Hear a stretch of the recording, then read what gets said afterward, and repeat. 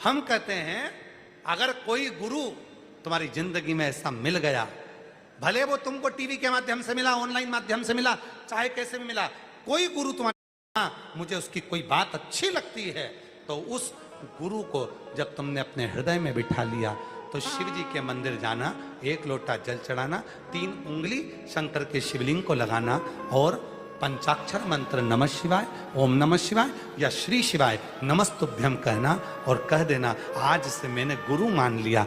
बस वो गुरु को मान लिया तो वो गुरु तुम्हारा हो, वो गुरु तुम्हारा।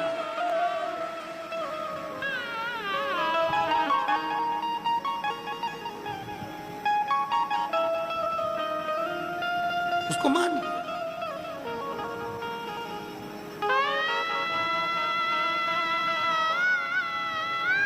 गुरु क्या करेगा? कभी भी गुरु आपसे नहीं कहेगा कि मेरे पास आकर बैठ। गुरु कभी नहीं कहेगा कि तुम मुझसे मिलने आ, और गुरु ये भी नहीं कहेगा कि तू मेरे पास आ। गुरु दूर से देख लेगा। बस आपने हाथ हिलाया, आवाज लगाई हर हर बाबा, ओ बाबा, गुरु अपनी दृष्टि से आपको देख लेगा, आपके संताप को खींच लेगा। अपना पुण्य जो वो भजन करता है, कीर्तन करता है, स्मरण करता है, तप करता है, वो पुण्य गुरु अपनी दृष्टि से तुमको दे देगा। और जब गुरु देगा तब यहाँ से आप सुख लेकर जब जाओगे। मेरा शिव क्या करता है? वो आपको कुछ देकर भेजता, देखकर सुख देता। देखा गुरु, बस। बृहस्पति महाराज का अपमान हो गया। इंद्र अप्सराओं का नृत्य देख रहे थे और बृहस्पति महाराज आकर बैठे तो सम्मान नहीं, खड़े रहे तो सम्मान नहीं, आए तो सम्मान नहीं। बृहस्पति ऋषि ने सोच लिया, बृहस्पति बाबा ने सोच लिया मुझे नहीं रहना, मैं जाता हूं।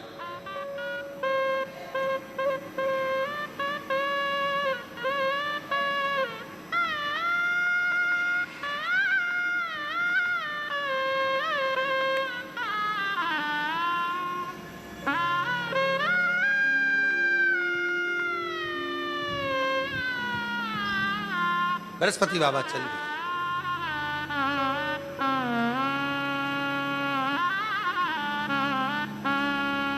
जाकर बृहस्पति महाराज कहीं चले गए। इंद्र को मालूम पड़ा गुरु बृहस्पति आए थे, सम्मान नहीं कर पाया, उठकर खड़ा नहीं हो पाया, आदर नहीं कर पाया।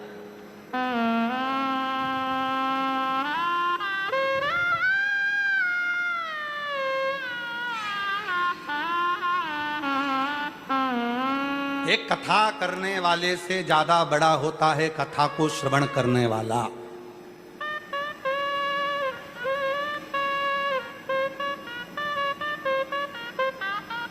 एक यजमान से भी ज्यादा बड़ा होता है कथा श्रवण करने वाला। एक वक्ता से भी ज्यादा बड़ा, कथा करवाने वाले से भी बड़ा सुनने वाला, और कथा बांचने वाले से भी बड़ा है कथा सुनने वाला। बड़ा वो है।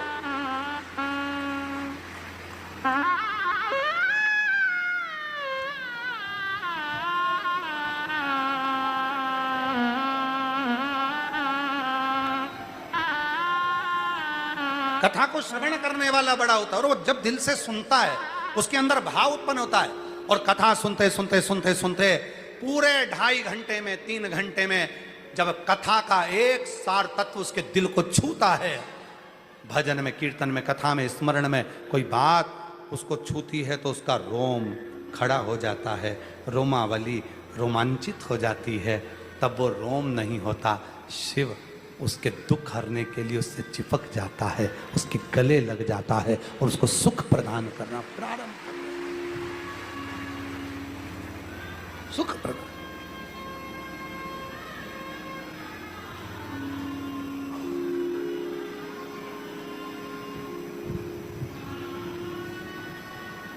वो एक लाइन है ना, तो जब आप लोग कथा में आया करो तो उस समय पर तुम्हारे स्मरण में वो लाइन जरूर होना चाहिए। चिट्ठी आई है चिट्ठी आई, बड़े दिनों के बाद हम ये बड़े दिनों के बाद हमने रत्नों को याद, सीहोर की मिट्टी आई है, सीहोर की मिट्टी आई है, चिट्ठी आई है, चिट्ठी आई है। महाराज उसने बुलाया, आप लोग जब कथा श्रवण करने के बाद मिट्टी लेके जाते हो, रज लेकर जाते हो, धूल लेकर जाते हो, कथा की मिट्टी रज धूल लेकर जब जाते हो, वो केवल मिट्टी नहीं होती, तुम्हारे विश्वास, तुम्हारी श्रद्धा। मेरा बाबा 7 दिन तक, जैसे हेलीपैड देखकर हेलीकॉप्टर उतरता है, स्टेशन देखकर रेल रुकती है, एयरपोर्ट देखकर हवाई जहाज उतरता है, उसी तरह शिव महापुराण की कथा को देखकर मेरा कैलाशपति उतरता है, 7 दिन तक उतरता है। उसके चरण की रज, उसके चरण की धूल लेकर जा, चरण की रज लेकर जा, धूल लेकर।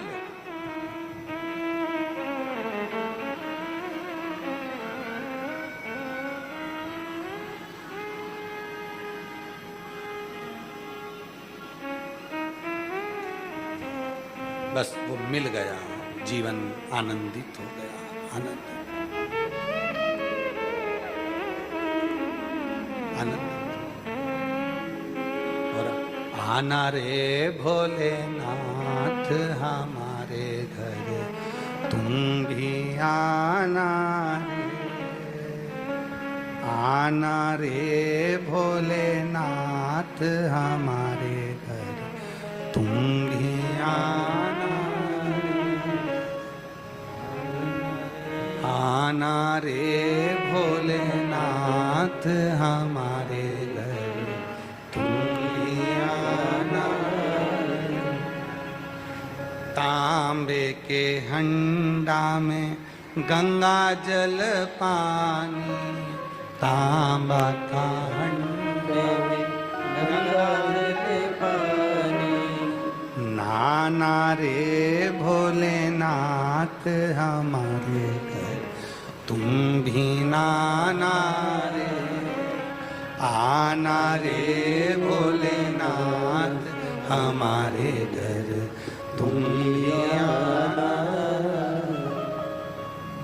सोने की थाली में भोजन परोसा, बोलो सोने की थाली में भोजन परोसा, आवाज नहीं आई, सोने की थाली में भोजन परोसा, आना रे भोलेनाथ तुम भी आना रे, तुम भी खाना रे भोलेनाथ, तुम भी आना, आना रे भोलेनाथ हमारे घर, तुम भी आना।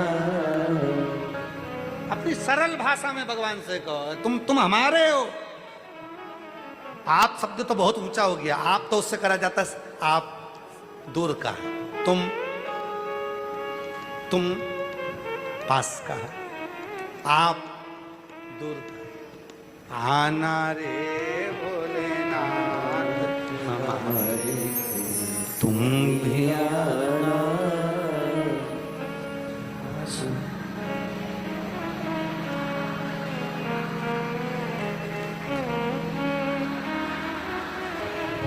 और गंगा यमुना जल भर के लाई, गंगा जल भर के लाई, गंगा यमुना जल भर लाई, गंगा यमुना जल भर लाई। अरे नाना रे भोलेनाथ हमारे घर, तुम